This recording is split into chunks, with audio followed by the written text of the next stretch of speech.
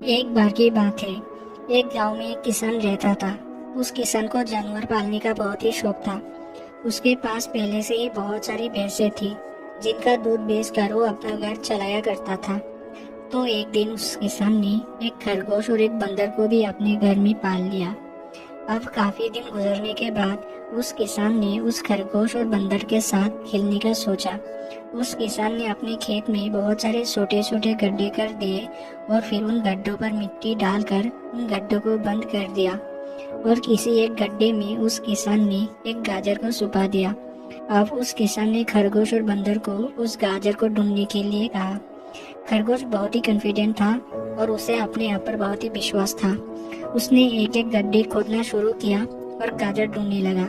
लेकिन बंदर जो था वो बहुत ही नेगेटिव और आलसी था। उसने सोचा कि खेत में इतने सारे गड्ढे हैं और वो गाजर किसी एक गड्ढे में ही है, इतना कौन ढूंढेगा। वो बंदर ये सोचकर एक गड्ढे के ऊपर जाकर सो गया। अब उधर खरगोश अपनी पूरी मेहनत से गाजर ढूंढ रहा था। एक एक करके खरगोश ने सारे गड्ढे देख लिए, लेकिन उसे किसी भी गड्ढे में गाजर नहीं मिली। सिर्फ एक गड्ढा बाकी रह गया था, जिसके ऊपर बंदर सो रहा था। अब खरगोश बंदर के पास जाता है और उसे उस गड्ढे पर से उठने के लिए कहता है। जैसे ही बंदर उस गड्ढे पर से उठता है, खरगोश गड्ढा खोद कर गाजर बाहर निकलता है और अपने मालिक को ले जाकर दे देता है।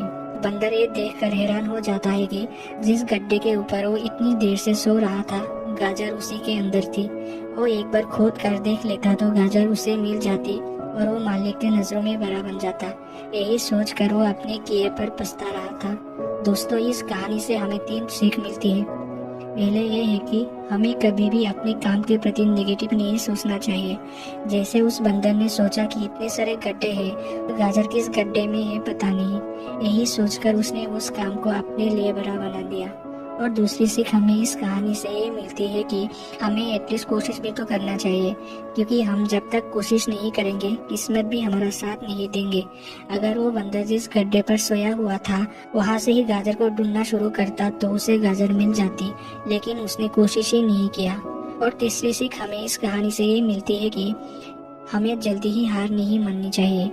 अब हमें नहीं पता कि हमें अपने काम को कौन सी साल में कामयाबी मिलेगी। वो 2025 भी हो सकता है, 2030 भी हो सकता है, या फिर 2032 भी हो सकता है। लेकिन हमें कामयाबी तभी मिलेगी जब हम पॉजिटिव सोच के साथ कोशिश करते रहेंगे और हार नहीं मानेंगे। तो अगर आप इस कहानी को और भी लोगों तक पहुंचाना चाहते हो तो इस वीडियो को लाइक करो, ताकि यूट्यूब इस वीडियो को और भी लोगों तक पहुंचाए। और अगर कहानी अच्छी लगी हो तो हमारा चैनल को सब्सक्राइब जरूर करिए। मिलता हूँ मैं अगली बार इसी तरह की कहानी के साथ। तो सब्र करो, शुक्र करो और जिंदगी में आगे बढ़ो।